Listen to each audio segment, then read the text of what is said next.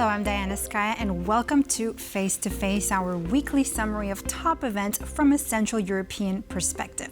My guest today is TVP World Editor-in-Chief Michał Broniatowski. Michał, hello. Hello.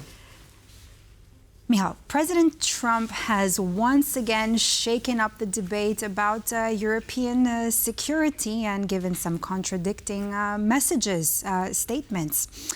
Particularly on America's role on the eastern flank. And this is what I want to ask you right now. So he said first, actually second, let's begin with the end and then go to the very beginning. So he says that the United States is going to cut funding for programs that train and equip Eastern European militaries, when right before that, a day earlier, he said something completely different, that in fact he suggested that a reinforcement of U.S. military presence in Poland. Michał, my question to you is, he's being so unpredictable. Is he actually giving with one hand? Well, and taking away with the other one. Yes. In fact, I have to correct you. It was not announced by Trump, but it was leaked by his people to world media, Financial Times, and then Washington Post. The story is that a week before hosting Poland's president in the White House, American diplomats announced to Eastern European ambassadors that these military support funds will not be sent to these countries. We are talking mostly about Baltic countries, Estonia, Latvia, and Latvia. And Lithuania. And Lithuania, sorry. Who are going to be pretty impacted by... Yeah, he's telling them that he will withdraw his support, military support from them, which is very important for these countries because they are small. Russia also. Well, Poland is also on the border with Russia, but much smaller, and in fact divided by Ukraine. And a few days later, he tells Polish president that not only will Americans stay in Poland, 1 week after he tells Baltic countries there will be no more money. He tells in public, before sitting down with the Polish president to talks in the White House, he said that not only would Americans not withdraw from Poland, it's 10,000 strong contingent from Poland, but also we will put more there if they want. What does that mean exactly? Well, don't ask me. Ask the man who is uttering such conflicting statements. Poland, of course, needs American support and presence of American soldiers, but of course, Poland is in much less dire situation than Baltic countries, who have, in fact, half of their borders with Russia, plus with Belarus, which is Russia's vassal. And at the same time is telling completely different thing to Poland.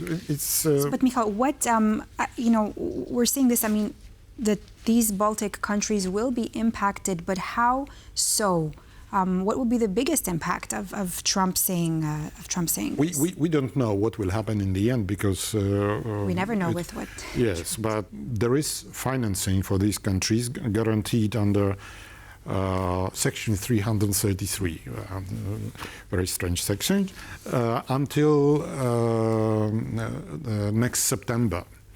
So no problem until next September, but we already know that the White House did not require from Congress to establish new money for that. It's about $1 billion, maybe a bit less, and it is in military training, military support, and even building fortifications on the border, which also includes Poland, because Poland is planning a huge fortification on the border with Ukraine, with Belarus, and with Russia in the Kaliningrad region. Michał, but isn't this since the beginning, what Trump has wanted for Europe and EU leaders to invest in their own defense? Yes, but it cannot be done from day to night. Of course, Europe is hearing what he's saying and is trying to start to prepare. But, there are a lot of ways in which he can really harm the effort of Ukraine or defensive capabilities of Eastern European countries by withdrawing his intelligence support, which cannot be matched by any other country in Europe, by cutting air support. There's no clear vision when in the span of few days he's sending completely different signals. So Michał, so you spoke about President Nawrocki's first visit to the United States, and I want to ask you about that. I mean, of course, this visit wasn't just about military guarantees, right, for Poland, for Nawrocki, but it also gave us one of those interesting Oval Office scenarios that we've been seeing quite often coming from Donald Trump himself and in the past. Now, what happened is that Trump this time actually lashed out at a Polish journalist, Marek Walkuski, and he was telling him to, quote, get a new job. If we can see it right there. How do you know there's no action? Would you say that putting secondary sanctions on India? Because the journalist asked him why, even though Trump was frustrated with Putin, that he's imposing no direct measures against him over what bothers me here is the answer from Trump. Because he really boasted only about him imposing 50% tariffs on India. So this is what was born from this 9 months of his rule, at the beginning of which he said that in one day he will bring about the peace in Ukraine.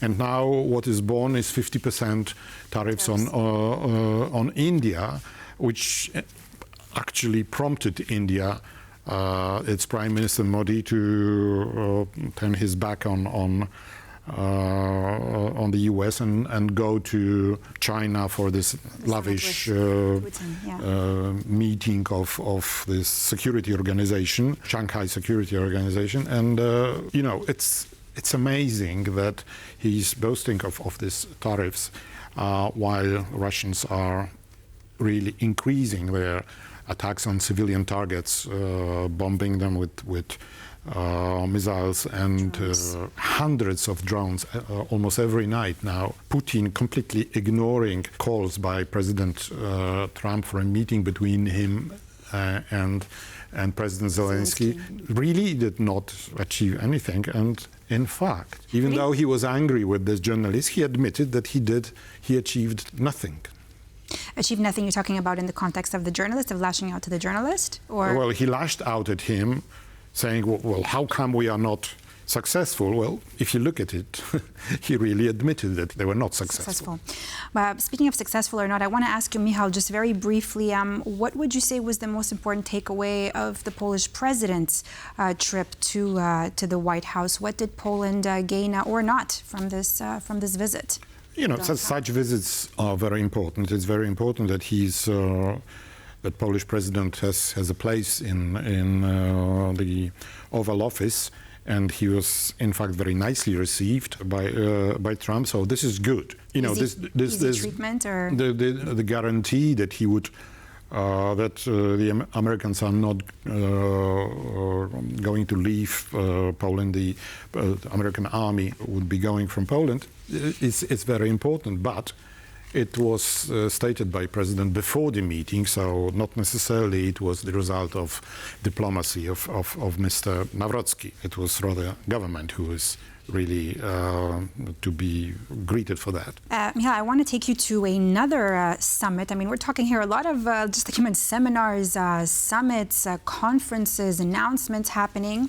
The latest one in Paris with the Coalition of the Willing, right? So those 35 countries who support Ukraine. Now, President Macron right on the fact that 26 of those countries had committed to deploying troops in Ukraine to maintain a presence there the day after. Where a lot of talk about the day after a ceasefire is implemented. Although, Michał, a lot of details to me really remain unclear now. Just as I told you, it seems there's been so many announcements and conferences and, What is clear there is no agreement on any troops on the ground because, as you said, before that we need a ceasefire, and Mr. Putin says now, after talking for half a year with Trump about ceasefire, he now says no ceasefire is needed, we simply need peace. Of course, impossible. How should we understand that?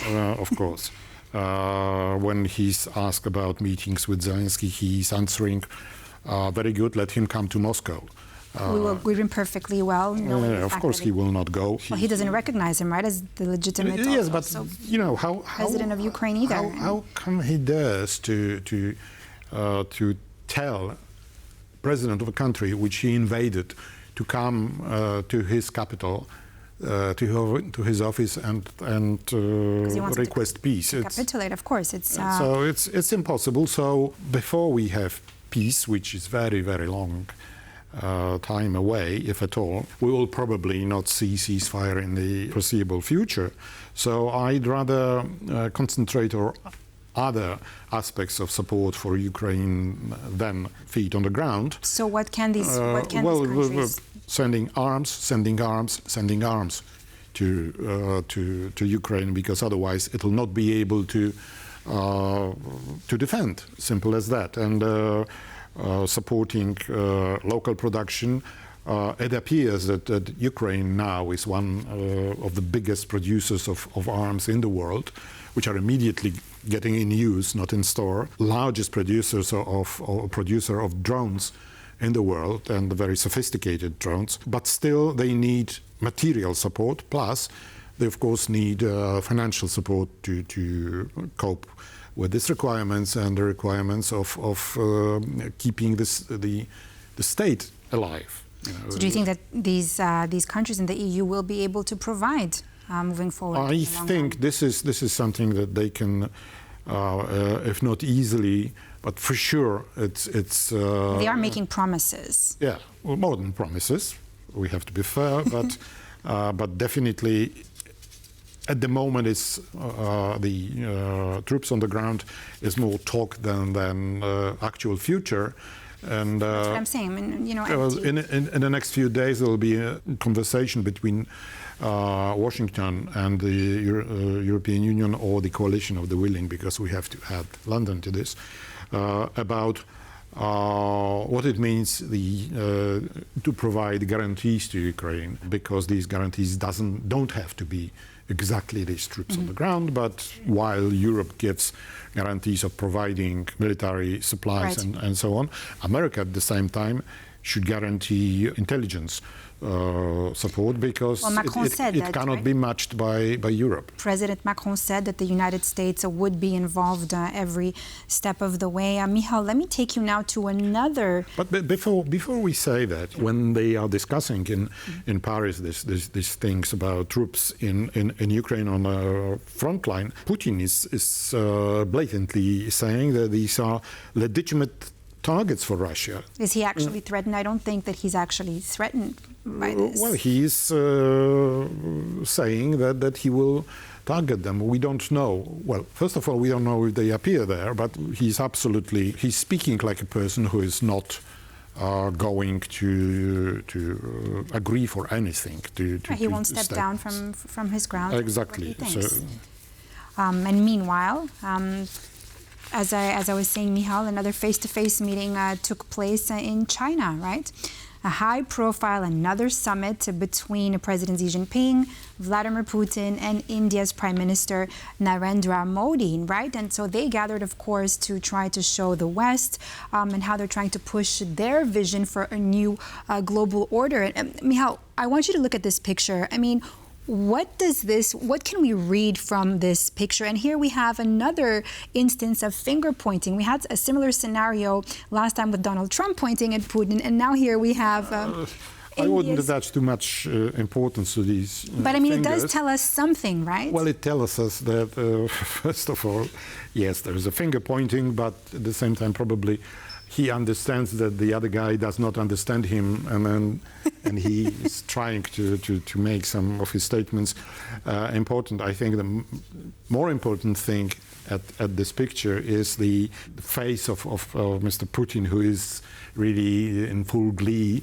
He spent in China 4 days, every day being treated like a great hero. He was royalty. Yes, the guest of honor. And and we have to remember what was this gathering there. There was 2 things. One was anniversary of the end of war, when Japan surrendered, by the way, to Americans, not to Russians or Chinese. And they staged the largest, it is said so, the largest march of the weapons and troops there. But it was watched. There was no longer Modi during this parade. There were Xi, Putin, of course, and the Kim Jong-un from Northern Korea, and the president of Iran, Pezeshkian, which was, in one place, all the members of so-called axis of upheaval, as Americans call it, were in one place. So you cannot expect Putin to surrender in any way in a situation when he's supported and boasted by such a huge group of people. He also attended there this meeting of Shanghai Cooperation Organization, and if you look at the map showing the all the members of this organization, it really looks frightening for Europe. Here. Yes, here we have it's in red, right? The member states. Look at this little corner in the left side. This is Europe. And Europe should a little corner. I like how you said that. Europe should really beware, and because at the same time, further to the left on this map we have Atlantic Ocean, and beyond that there is the United States, on which Europe cannot count anymore as it used to count. If Europe doesn't get its act together, unite more, and really be prepared to act together economically, militarily, and even ideologically, right, we will be in a very, very dire situation. But also, Michał, to add to that, I think that in a way, like you said, Putin is also trying to make friends, at least with some EU leaders. Let's talk about, for instance, how Serbia's President Vučić and Slovak Prime Minister, right, Robert Fico, were among the few European leaders to attend, right, the military parade. How, given their positions, how do you interpret the fact that they're, participating in this? Vučić has the history of being friendly to all these gentlemen. What is more important and a real problem for Europe is that the Prime Minister of Slovakia, which is a member of both NATO and the European Union, has the power to veto. Yes, and he goes there instead of attending the meeting of Coalition of the Willing in Paris, and he's, it's a show of his opposition. Priorities. Yeah. Very bad sign for European unity, of which we are talking. And how can that? How do you see that unfolding later on? If they're trying to actively participate in this new alignment. In this new circle between Putin, Xi Jinping? I don't know, but it would be really difficult for them to become members of Shanghai Cooperation Organization. He went there to show who are his friends. But he's trying to show that he's not isolated. Yes, it is also helping him. You have to remember that both Slovakia and Hungary have some sort of guarantees from Moscow that they would be getting cheap energy, which Europe says is not legitimate. The European Union would probably support both countries if they were suffering too high price for gas and oil. This is simply a growing pro-Russian front in Europe. Almost entire